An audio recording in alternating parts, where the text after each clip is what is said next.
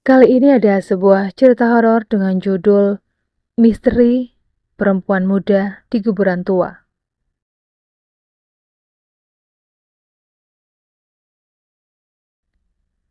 Tak begitu jauh dari kompleks tempat tinggalku, ada sebuah kuburan tua yang oleh masyarakat sekitar dikenal sebagai kuburan Datu Uyem. Entah siapa yang memberikan nama itu, tapi yang jelas dari dulu sampai sekarang banyak orang yang menganggap kuburan tua itu angker dan menyeramkan. Entah itu mitos, legenda, atau sekedar cerita dari mulut ke mulut. Konon di sekitar kuburan tua itu sering muncul hantu gentayangan, sehingga banyak orang yang takut melintasi tempat itu, terutama pada malam hari. Aku cukup penasaran mendengar cerita dari teman-temanku yang mengatakan beberapa kali melihat penampakan ketika melintasi kuburan tua itu pada malam hari. Kata mereka, penampakan itu berwujud perempuan yang sering duduk di tembok semen di atas gorong-gorong di dekat kuburan tua itu. Cerita-cerita itu sama sekali tidak membuatku takut. Malah timbul rasa penasaranku dan naluri keingintahuanku terasa tergelitik untuk membuktikan cerita dari teman-temanku tadi. Bukannya aku nggak punya perasaan takut, tapi justru aku akan semakin penasaran kalau belum membuktikan sendiri cerita-cerita yang agak berbau horor itu. Kebetulan malam itu aku mendapatkan giliran jaga di pos kampling di komplek tempat tinggalku. Seperti biasa, aku dan keenam teman jagaku memasang api unggun di depan gardu, sekedar untuk mengusir hawa sejuk yang menyelimuti malam di daerahku yang memang berhawa dingin. Malam itu aku sudah berencana untuk uji nyali membuktikan cerita seram teman-temanku tentang penampakan di kuburan tua itu. Kebetulan letak kuburan tua itu memang tidak begitu jauh dari komplek tempat tinggalku.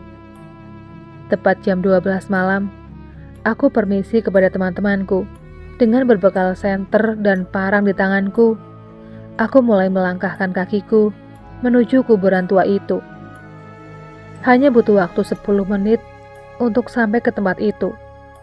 Meskipun dilalui jalan beraspal, tapi suasana di kuburan tua itu sangat sepi, bahkan agak sedikit mencekam.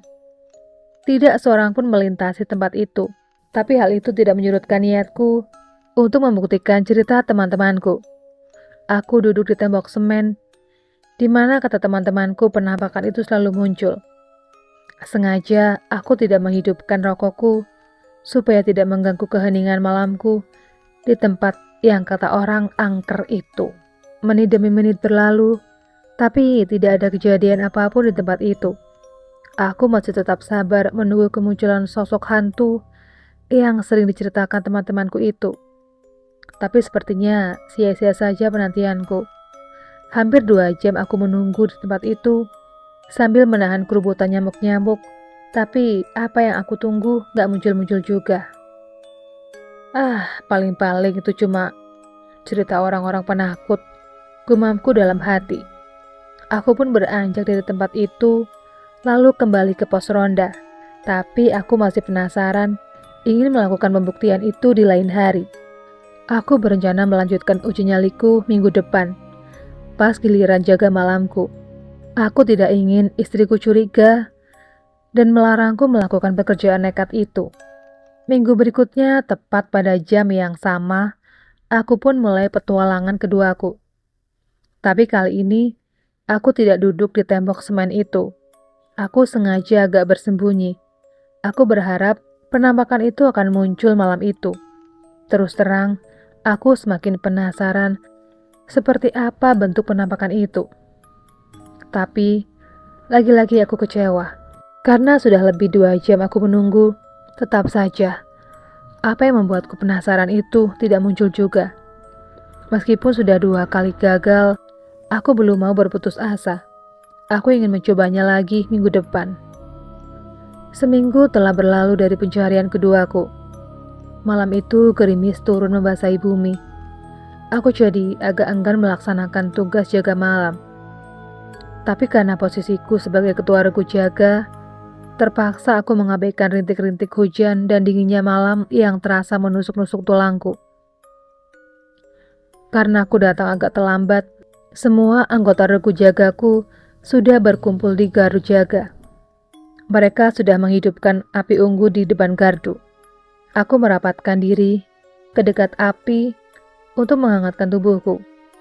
Perlahan, tubuhku yang sudah terbalut jaket tebal itu mulai menghangat.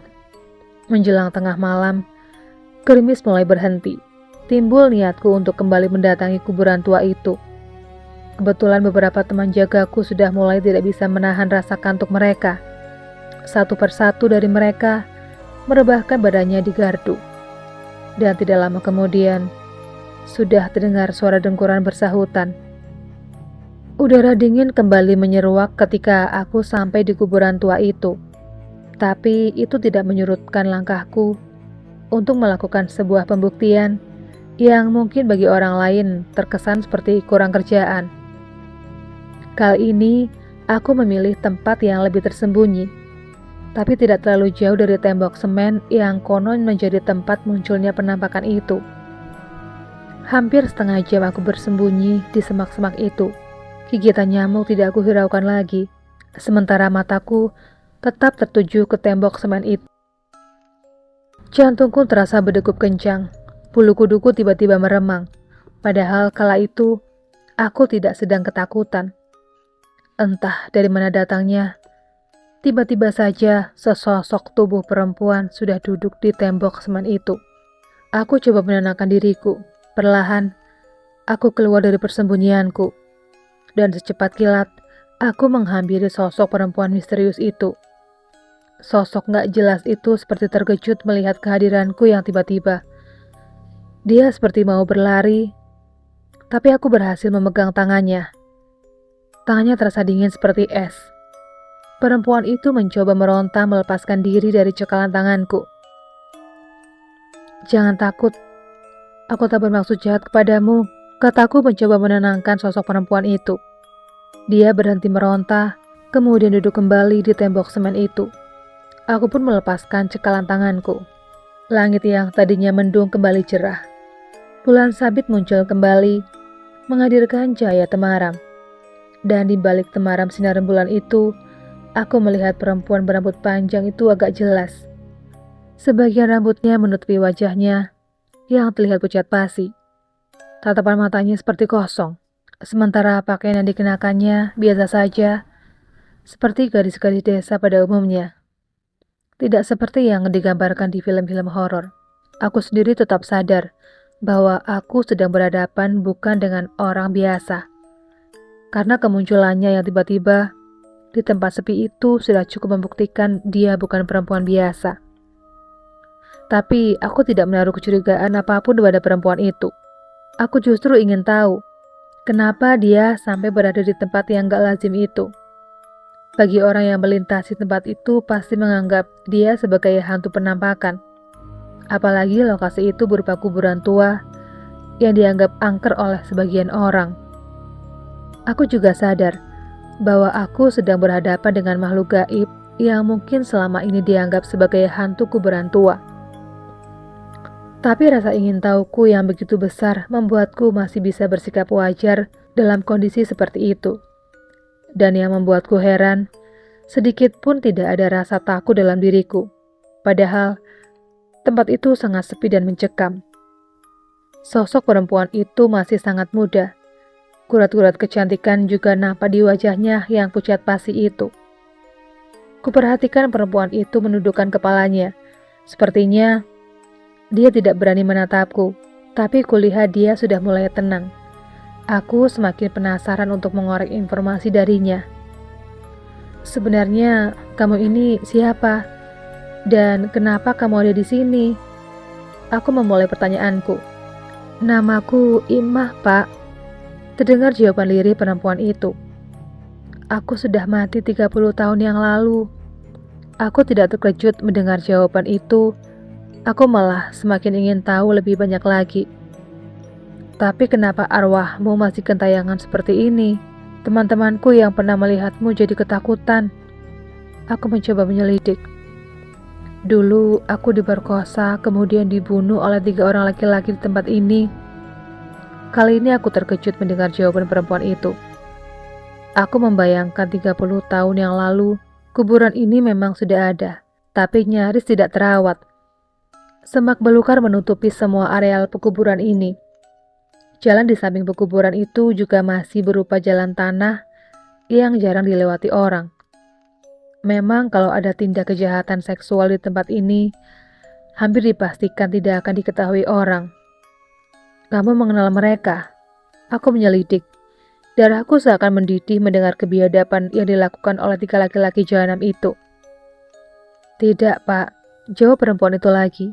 Masih dengan suara lirih. Kali ini lebih terdengar pilu. Waktu itu, aku baru pulang dari sawah membantu ayah ibuku.